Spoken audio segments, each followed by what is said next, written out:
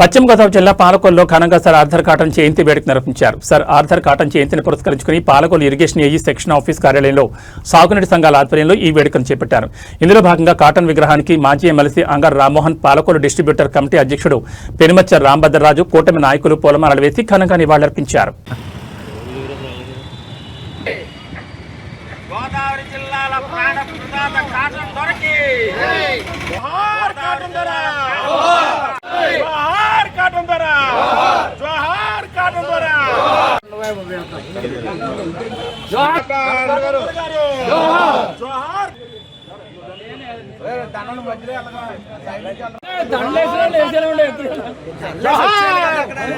ఈరోజు సర్దార్ కాటన్ దొర గారి యొక్క జయంతి ఉత్సవాలు 226 జయంతి ఉత్సవాలను ఎంతో ఘనంగా ఆంధ్ర రాష్ట్రంలో జరుపుకుంటున్నాం.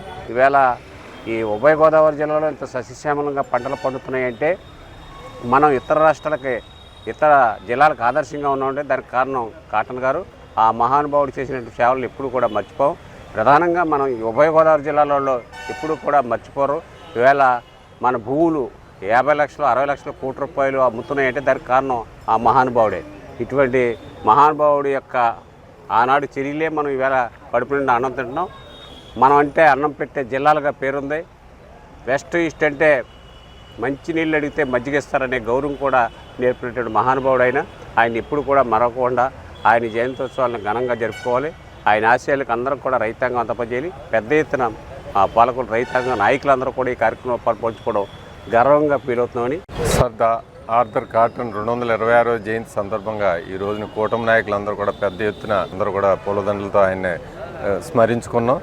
ఎంచేతంటే ముఖ్యంగా 226 సంవత్సరాల తర్వాత కూడా మనం కాటన్ దొర గారిని మనం స్మరించుకుంటున్నామంటే ఆయన ఇక్కడ మనకి అందించిన సేవలు ఆ విధంగా ఉన్నాయి. ఎందుకంటే మనకి పశ్చిమ గోదావరి, తూర్పు గోదావరి కూడా ఒక పంటే పండి కొంచెం దుర్భిక్షంగా క్షేమంగా ఉండే రోజుల్ని ఈయన ఈ నీరు అందించడం ద్వారా దీన్ని విపరీతమైన పంటలు పండేలాగా దీన్ని రూపుదిద్దించడంలో ఆయన ప్రధాన భూమిక వహించాడు. కాబట్టి ఈ ప్రాంత ప్రజలు, ఈ ప్రాంత నాగరికత అభివృద్ధి చెందడానికి కూడా ఆయన ఎంతో దోహదపడ్డాడు. కాబట్టి ఆయన ఎల్లవేళ ఇంకో 500 సంవత్సరాల తర్వాత కూడా ఆయన స్మరించుకోవడం జరుగుతుంది.